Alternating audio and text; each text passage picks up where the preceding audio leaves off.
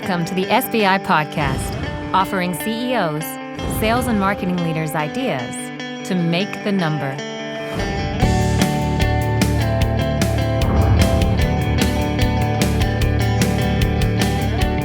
Hello and welcome to SBI's weekly podcast. My name is George Delos Reyes, and joining me is Matt Sharrers. We are with SBI, a sales and marketing consulting firm dedicated to helping you make your number. On today's show, we're going to discuss a topic near and dear to every executive: talent. I haven't met with a single CEO, CFO, sales or marketing leader who hasn't asked themselves, is my team good enough? In this episode, we'll dive into how to ensure you are selecting and developing A players across the organization. Matt, SBI is a firm believer in what we call the success equation. And as you can see on the graphic on the screen, the success equation states that making your number is 50% performance conditions and 50% talent.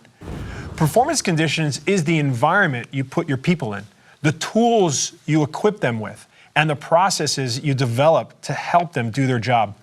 Talent is the people you hire, train, and develop to execute. Both are indispensable.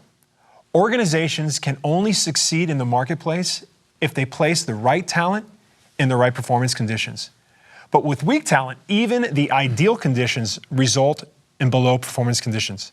Yeah, so George, you think about the success equation. Let's take this a little bit further. We've seen so many executives in the past over-rotate to one or the other. So instead of 50-50, they go 90-10. For example, I'm a CEO, I take over in a new organization, revenue is down. What do I say? I need a new sales leader. I'm gonna go hire a guy who's got enterprise software experience, who knows the space. I'll bring him in, and by doing that, boom, he knows how to run the place. It'll magically fix everything. Here's the problem. When he goes and hires that guy, the hero Vic, who walks in the door, the challenge with that is, if the performance conditions inside that company, products, are they making the right ones? Marketing, are they doing their job to generate demand? What about sales? Is there the right org structure? Are they paying people correctly? If all those things aren't in place, he could have hired the best sales leader ever to walk the earth. No chance of making the number.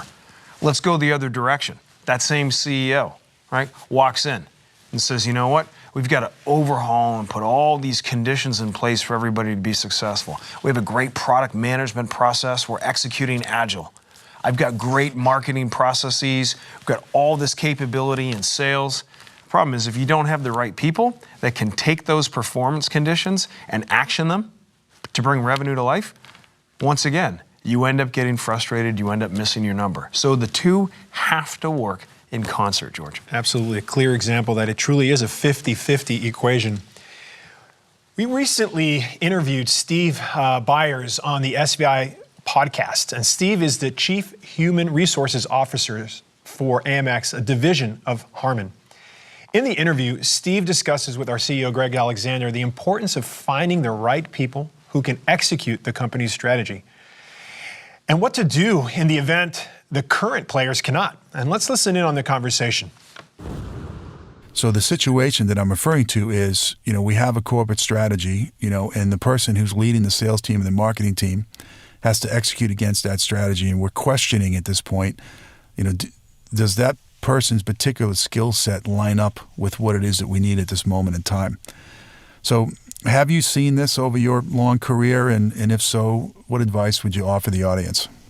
Yes, Greg, I have unfortunately run into this. I would assume a lot of folks have. And I've run into it from a couple of different ways. One, the company grows and expands beyond the ability of a leader. I've also seen where you hire a leader from the outside and then you later find out maybe didn't have quite the skill set that you thought that they did. And so I've seen it in two different ways. And I guess at the end of the day, it both comes down to the same thing. Can you correct? Is this competency a correctable situation for you within a reasonable time frame to continue the business moving forward? And hopefully, most times, it's something that whatever this competency issue may be, if it's singular or multiple, it can be addressed you can correct that competency or build on it, and it doesn't harm the leader's ability to continue performing the job. And if that's the case, you can do it internally, or you can bring in outside experts to help build that competency. But if it's not, and that's where it gets more tricky, and I think this is very common also, is the competency is not there, and you really can't correct that within a time frame without disrupting the business. And in that case, then you have to make a change. Yeah. And you have to step up to it. And you see businesses suffer because there's a hesitancy to make a change. And I think the worst thing you can do within a business is you hire the right people, but if in some cases you don't have the right people, you need to make a change in some way, because everyone around that individual is looking for them to pull their weight. And if they don't, then it pulls the whole team down.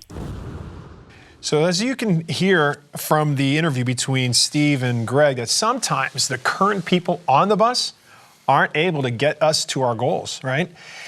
And when talent is 50% of the success equation, you need a solid talent strategy to bring in the right people who can execute the company's strategy. Remember, with weak talent, even the ideal conditions results in below market performance. So we need to go to break now. In our next segment, we're going to dive into SBI's 7-step methodology for building a world-class talent strategy. Don't go away.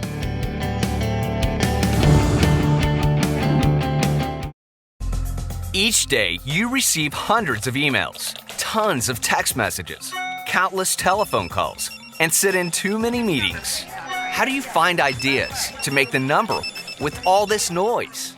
The SBI blog filters all this nonsense for you and presents only first-rate ideas to make the number. Simplify your life. Subscribe to one blog and read the best content.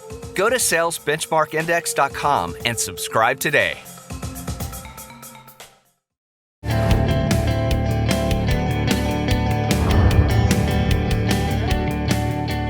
Welcome back. I'm George Delos Reyes, and joining me is my fellow SBIer, Matt Sharrers. We've been discussing how great talent is half the battle to making your number. If you don't acquire and develop great talent, you won't hit your growth goals, period. End of story. You can only get so far on the heroic efforts of the few. Before going to break, I mentioned SBI's approach to developing a talent strategy. It covers 7 steps that aligns your people program to the corporate goals and best positions your company to beat the competition and outpace the market. And in this segment, Matt and I want to dive deeper into the 7 steps to defining the right talent strategy for your organization. But before we do that, I think it's important to define what we mean by a talent strategy. So for the viewers out there, a talent strategy is where the direction for the company's talent department is determined. It is a benchmark program that assesses, recruits, onboards, develops, and retains a team of top performers. Bottom line, a talent strategy helps executives build a great team to lead their product, sales, and marketing departments. That's right, George. A well-defined talent strategy means a CEO and his executive team will have confidence that their teams can execute and deliver on the business objectives. And to illustrate this, let's go back to the conversation between Greg and Steve Byers, the Chief Human Resource Officer for AMX. Steve talks about how the HR leader needs to get out in the field to understand the business and the type of talent necessary to execute the company strategy. Let's listen in. So let's talk about the HR leader earning the trust of the leadership team, the CEO and the executive leadership team. You know, I come into contact with HR leaders in our practice fairly regularly, and I'm going to generalize here, which isn't fair, but I would put them into one of 2 categories. The first category, which is the desired state, is, you know, an HR leader who is a strategist, you know, who is a trusted confidant of the CEO and the leadership team and is a key member of the strategy formulation. Then there's the other type of HR leader that unfortunately sometimes, you know, is a little tactical and is really only focused on administrative duties and things that might not be, you know, CEO worthy.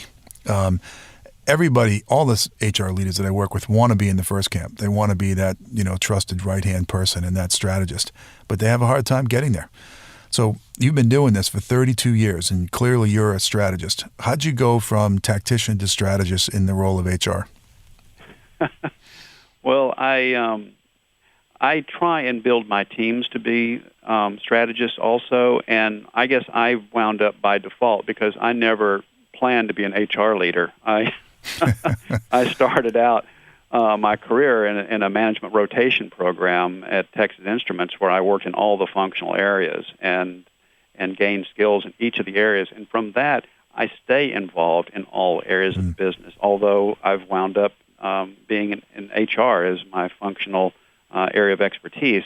But I still get involved. In fact, later today, I'm going on a sales call with a major lead client that I help bring in, and I'm going to help that all the way through the sales process.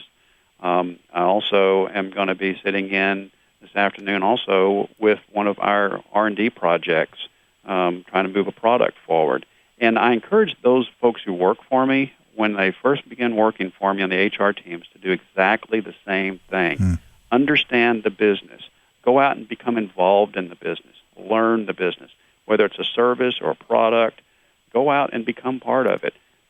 All the way to the loading docks. Go back, understand what those folks face, help them out occasionally, get involved, learn what those folks are doing, and all the way through the sales, all the way through the product development. Learn all those businesses, and you're going to have a whole different orientation for how things work.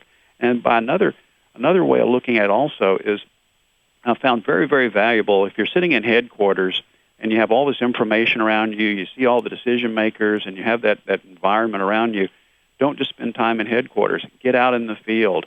The whole thing looks very differently when you're in the field. It doesn't matter if you're a global organization and you're going to go to your office in China or Germany, or the same thing would go if you're going to your office in Detroit or New York. Things look a little different than they do in headquarters, and I encourage people in the HR organization to get out, work with those people, go out on sales calls, be a part of the business, and you're going to have a whole different appreciation for what is the business all about and how can you help that business move forward. So, as you can tell, Steve has figured out an incredible recipe for getting the input necessary to develop a great talent strategy. Here's an HR leader who's going out into the field, participating in sales calls, watching customers, prospects, salespeople, hearing about competitors. George, the level of depth as someone running the talent strategy that you can get by direct observation, by watching the team in the field. I mean, talk about an emerging best practice and something we wish we saw more Absolutely. If I was an HR leader listening in today, that's one big takeaway I would have is I need to get out in the field. I need to ride along with my reps, understand the type of talent that I really need to be in front of the customer, right, and execute on my strategy. Yeah. So, George, let's shift back to SBI 7-step methodology for building your talent strategy. We really believe that a program consists of two basic categories.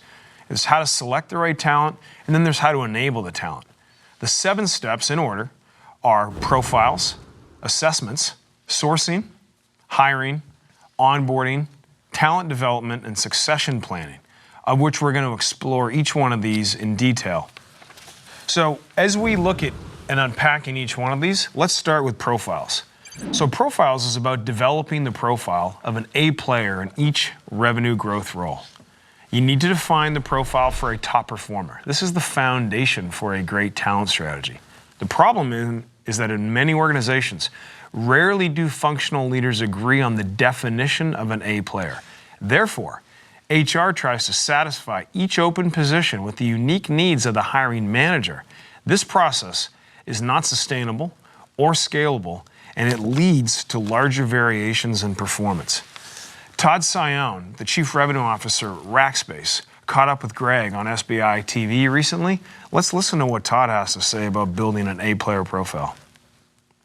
And when you think about knowing what to go after, right? So I love this always be recruiting, and you view yourself as a recruiter, which is fantastic. You have to know what you want. You have to know what you're recruiting for, what good looks like. So how do you determine that? Yeah, we have a talent management framework essentially in place, and the first couple pillars of that are planning and then hiring. The plan is critical to understand, what your revenue target is, what type of resourcing and capacity that you need, and then that dictates the types of job descriptions you need and what the ideal candidate profiles are. So we've spent some time building those out by job type, and that allows myself, every other leader in our team, and then most importantly, the recruiting team to know exactly the type of individual that we're looking for. And these ideal job profiles is by role? It is by role, exactly. So for an organization like yours that's a fairly large company with lots of roles, there could be quite a few of these. There are lots of different roles. Yeah. Lots of different job descriptions per role, and then a lot of different ideal candidate profiles associated with those job descriptions as well. As an example, for our enterprise sales force, we've built a very specific type of profile that is based on competencies, that is based on experience, and that is also based on alignment to our company values. Interesting. So what do you say to the person that says, I don't have the time to build all these ideal candidate profiles? Well, I think you say to that person that you should expect a low batting average on your success rate of bringing in folks. I think planning is the start of success, and look, you can over-engineer anything, and we certainly try to balance having a plan and having job descriptions, but also having freedom, and a little bit of art in a selection process too. Interesting. So step number 2 in the talent methodology is assessments, right? And assessments, it's all about assessing each member of the corporate product, marketing, and sales team against their profile to identify the talent strengths and the talent gaps, right? You need both. And if you fail to take this step, you will not understand the current state of the talent of your team. Too much is at risk not to know, Matt. Yeah, well, and you take a look at this clip from Todd and Greg. Todd speaks about the importance of how they do assessments at Rackspace. Let's have a quick listen. So one thing I've learned from you is your belief in competency-based interviewing. So tell the viewing audience here a little bit about how you do that. Yeah, our assessment's really broken into 3 pieces. Competencies are one of them. In other words, the expected observable behaviors you want in a seller or a marketer. But in addition to that, experiences are important. And then thirdly, cultural alignment. And that's a big deal in our company. I think most companies will say that, aligning to the values of a company, but it's really important for us as well. So specific to your question about competencies, we look for people that can demonstrate behaviors. Collaboration is one of the most important in our model. Working with others, we cannot be successful working by ourselves. So we want to see an individual that can connect very successfully and help other people be successful. Collaboration. Yeah, it's a big one. Now, if I'm sitting in the audience and I hear that, that's one I haven't heard a lot of, which seems odd. I should hear that all the time, right? So how did you determine that collaboration was correlated to job performance? Yeah, a couple things. I think, at least certainly in what we do at Rackspace and selling cloud services, gone are the days of an individual being successful working on their own. We have a pretty broad product and services offering, and so we have specialists, both as sales specialists and technical specialists, that a seller has to work with to be successful. We have contract administrators. We have legal resources that a seller has to work with to be successful. And if you cannot effectively communicate and collaborate with other people, essentially on a team, you're just not going to be successful. And we found that to be really, really clear in breaking down the types of people that are successful. Yeah, so that's interesting. So what I heard from your answer there was collaboration is important because you have this very broad offering. The salesperson has to engage with subject matter experts, has to engage with support people like contracts people, et cetera. And if they're a lone wolf, so to speak, and they work on an island, then they're not going to be successful. That's right. That's right. But if I'm somebody in the audience and I have one product, and it's kind of a simple sale, maybe collaboration isn't a competency I need to test for. Yeah, it might not. Everyone's got to evaluate what competencies are most important for their candidates. I think another one that we look for, I heard a colleague mention recently, resiliency. Someone just committed to winning regardless of what's going on in their environment. I totally agree that is a competency that a successful seller or marketer, for that matter, has to have. Now let's move to sourcing, step 3. This is about proactively sourcing talent capable of filling current or future corporate product, marketing, and sales positions. You need a constant supply of top new talent for your team. Unfortunately, sourcing is a neglected process until there's an open position. right? Then it becomes important. It's the fire drill, right? Oh, yeah. It becomes total feast or famine. So, George, what's interesting about this is the way you think about building a pipeline to drive business as a salesperson, and you always have to have consistent input.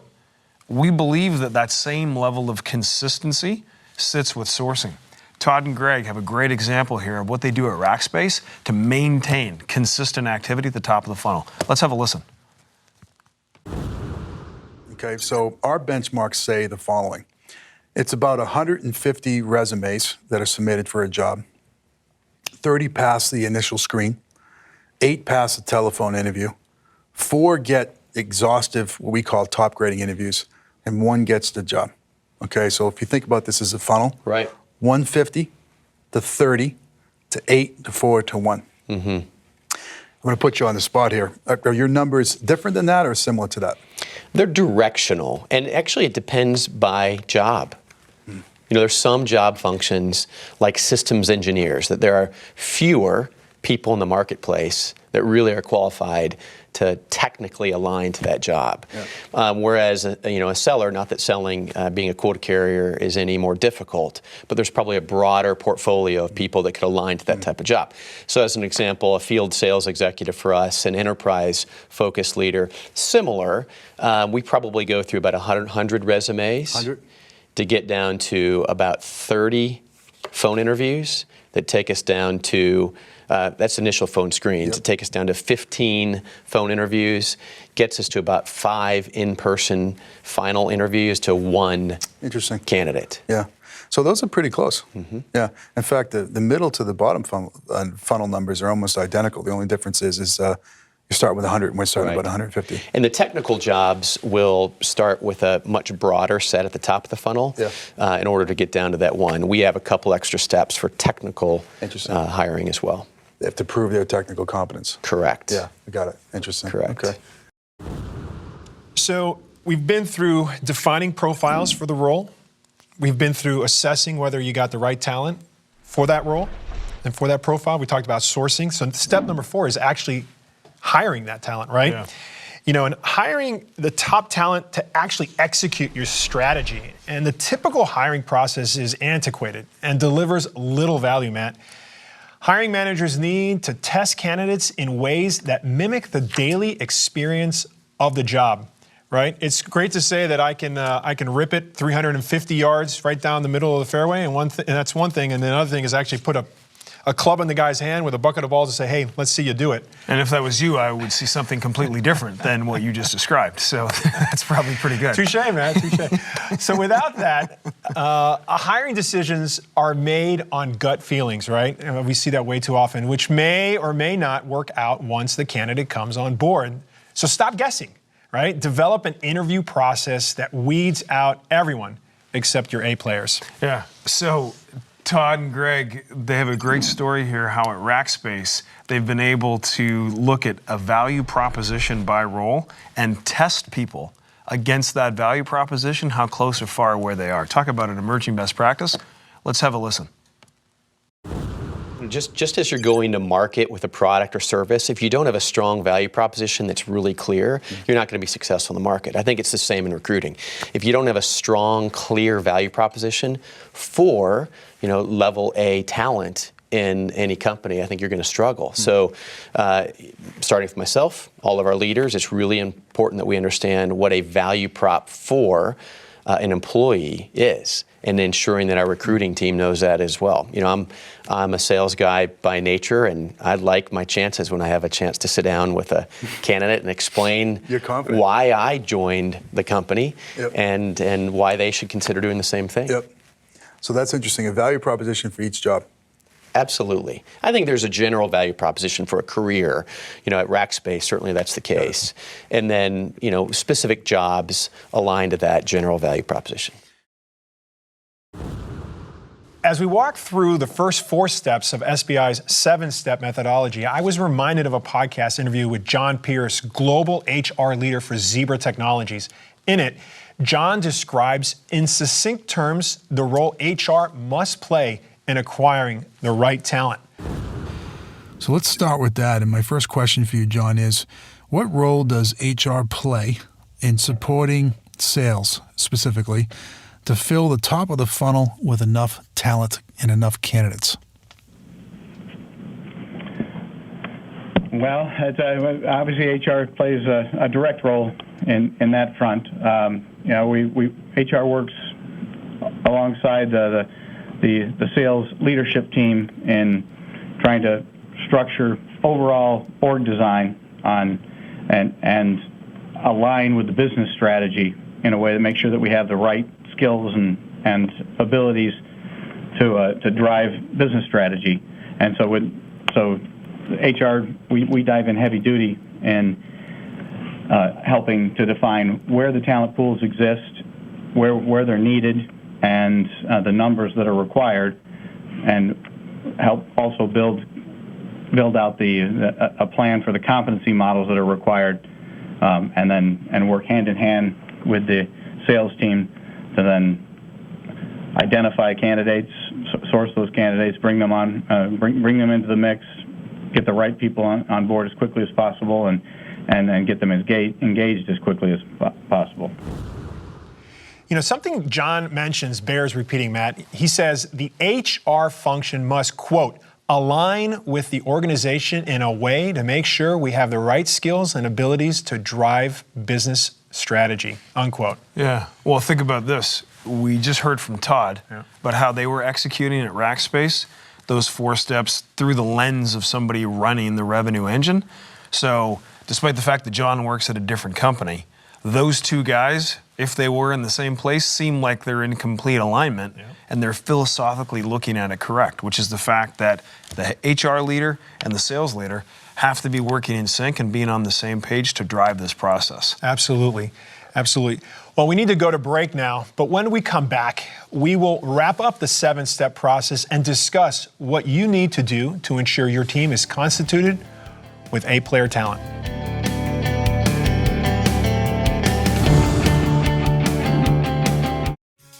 Making your number is hard. Your problems are complex. Complex problems need complex solutions. Introducing the SBI magazine. Read in-depth stories written by award-winning journalists about how your peers have overcome their problems to make the numbers. When you need more than a tweet, social post, or blog article, turn to the SBI magazine. Go to salesbenchmarkindex.com to subscribe.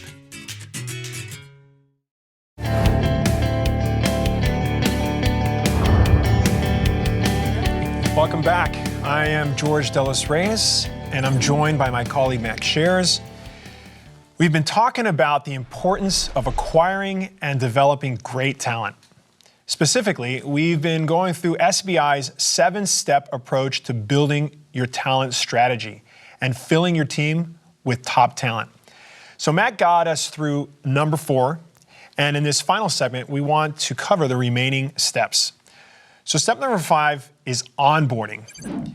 Onboarding addresses the need to shorten the road to productivity by providing new hires the necessary knowledge, skills, behaviors to perform in the job. And the problem most organizations face is it often takes way too long to make new hires productive. The lack of an optimized onboarding process costs organizations big as new hires struggle to ramp up to full productivity. So in tough competitive environments, companies cannot afford long ramp times. Yeah, and then you think about talent development, George. So, I mean, this is where you have to have an individual development plan for each member of the revenue growth team that's going to correct or reinforce the necessary behaviors.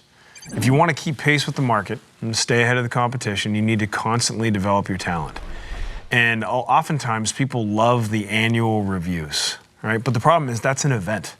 And talent development is an agile process, number one. And it's also an all-hands-on-deck effort. So you have contributions from HR, learning and development, sales enablement, sales management. Everybody plays a role to ensure you're developing your talent. Think about it this way. If I've got this piece of human capital that works for me, I either continue to train them and develop them and make them better. And some people say, well, geez, what happens if they leave? Well, we always say, what happens if they stay and you don't train them? So that's the impact. Right? People love to get better. So you have to put them in a position to do that. Matt, you mentioned individualized development plans. How often do we see training be, a one-size-fits-all program where they just kind of blanket, training, and it really doesn't get down to the individual's needs, right? There are a lot of these, individual sales reps have certain, gaps in their skills, and they need to be tailored to the individual. And yet we find a lot of organizations maybe do it once a year, and it's like, kind of, everybody gets the same kind of training, and it's really ineffective. Yeah. Well, I would take it one step further, and then we'll talk about succession planning, is the way we look at it, and everybody watching goes, well, geez, development plans and performance improvement, that's nothing new. No, it isn't anything new, but the problem is it's not happening. What should be happening is you have your A-player scorecard. You know the competencies, the behaviors that you expect and what you want to see in the field. All of your training, all the threads of connection on a weekly basis, ride-alongs, training, et cetera, should be connected to driving that person becoming an A player. Because here's how that feeds into succession planning, which is step number 7, the final step in the SBI talent strategy. You want to identify and develop candidates with the potential to fill key leadership positions in the future. You need to build a team of future leaders. This is how you scale. And this cannot be an ad hoc process. You never know when one of your key leaders is going to leave your organization. This open position, as you all know, can cripple your ability to achieve your revenue objective. Therefore, you need a way to proactively identify who will backfill a critical role should there be an opening. So George, think about this. My job as a leader is to replace myself. Yeah. That's it. That's how we build scale. And that's how I get myself promoted, is I train people to actually be better than me. How often do we find like regional managers, regional sales VPs, when there's an open position for a sales manager, and they don't have any succession planning in place, and they just run out and try to fill that role as quickly as possible, because what they say is some breath is better than no breath, right? Very true. And they don't take the time to really think through, okay, if I lose a key guy, what's my bench look like? Yeah. Right? And who's the next guy that's going to fill that role, and get them ready? Or make the mistake of promoting the number 1 rep to be the sales manager. How often does that happen? Because as we all know, good players don't always necessarily make great coaches. Absolutely. Well, Matt, that completes the 7 steps to building a world-class talent strategy. And I'm sure many in our audience are asking, what next? What do I do next? Well, I would tell you this. If I was leading the HR function, or I was a functional leader working closely with my HR leader, there'd be a few questions that I'd ask myself to keep myself honest. First is, am I listening to the market to inform me on what type of talent I need? What we mean by this is competitive analysis. Are we deals that we're winning and losing? Why are we winning? Why are we losing? And how are people playing into that? Exit interviews if people leave the company. Am I doing them religiously, or are we blowing it off? What competencies go into the hiring profile, George? And am I interviewing against that competency profile that says A answer, B answer, C answer, to ensure that I know what a good answer is? And if I was an HR leader, and just thinking back to that interview with John Myers, he's out in the field. Yeah. He's out listening to not only reps and customers to kind of see what are the competencies I need, and what's the market saying? Absolutely. Those are definitely questions that an HR leader should be asking. What else, Matt? Yeah. Well, think about it. What compensation are we willing to pay for the hiring profile? Who's responsible for these talent assessments, and how are we going to make sure they get done and ensure we're not understaffed? Because we got to have A players in each role. So who should be doing those competency interviews, Matt? Yeah. So competency interviews are best done by the individuals that are going to be hiring the people. Right. So you need to, quote, train the trainer. A sales leader who says, HR, go find people, HR, get them interviewed, I'll swoop in and, do the 45-minute interview at the end. You got to reverse that mental model. The single most important thing you do as a leader is pick talent. Great. Anything else? Any other questions? Well, I guess the last thing I would think about is when it comes to bringing people in and giving them a flawless experience, onboarding, to make sure your development plans are focused on getting somebody off to a quick start. And they've also feel like you've listened and paid attention to who they are, right? You get that opportunity to make a new hire feel great. You only get that chance once. So are you paying attention to the ramp time, compared to your competitors? And then are you using development plans, or are you just using this sort of old-fashioned, annual development review process? So these are all key considerations. One thing that I find in some of the great talent programs, especially around onboarding, as you mentioned, is the use of mentorship, right? Yeah. We use the term a fast ramp mentor. Talk a little bit about that. Yeah, well, a fast ramp mentor is somebody who isn't my boss, but they're a peer, but they can kind of tell me what I need to know. It's maybe a safe place that I can go and get questions answered. They've been successful. The fast ramp mentor, in turn, is getting a chance to make a contribution to the organization, right? George, if you want to be a sales manager and you're a rep right now, well, one of the best ways for me to see if you actually could be a manager is have you do some level of managerial duty. People say, oh, yeah, that makes sense. But making that systematic, coming up with a set of activities that, maybe you're 12 to 18 months away from being promoted, and I start you on things like shadowing the interview process, maybe running the sales training for a week, right? Taking that person out in their territory, so I start to get you ready for the job you want before I need to fill that job. That's very, very useful. Yeah. Another quick question for you. I used that example in the last segment around, hey, it's one thing to say that I can rip it 300 yards down the middle of the fairway with a beautiful draw, and one thing is to actually do it and watch me do it. So that touches on the subject of a job trial, which is another key element in the process. Talk about that a little bit. Yeah, well, if you think about a job trial, one of the keys and the takeaways for the audience is you have to have demonstration of the role you're hiring people for. So if I'm a salesperson, give me a scenario where I actually have to come in, present to who the buyer might be, a chief information officer, a VP of architecture, right? Director of IT. Show me the research that you would do. Can you build a compelling presentation? Can you deal with resistance? Can you put a financial analysis together? Show. Yeah. I need to see it demonstrated, right? This allows you to stop getting surprised. And also on the flip side, it allows the candidate who you're hiring to go, oh, I didn't know I was supposed to do that in this job. I didn't understand that. If I would have known that, George, I wouldn't have taken the job. So it's like it helps in the process of deselection, right? No question. I can self-select, I don't want this job because I saw it happen. Yep. I know what it takes. I had to prepare for it, and something, maybe this is not my cup of tea. Exactly. So it's a great way to, for somebody to self-deselect. Yeah.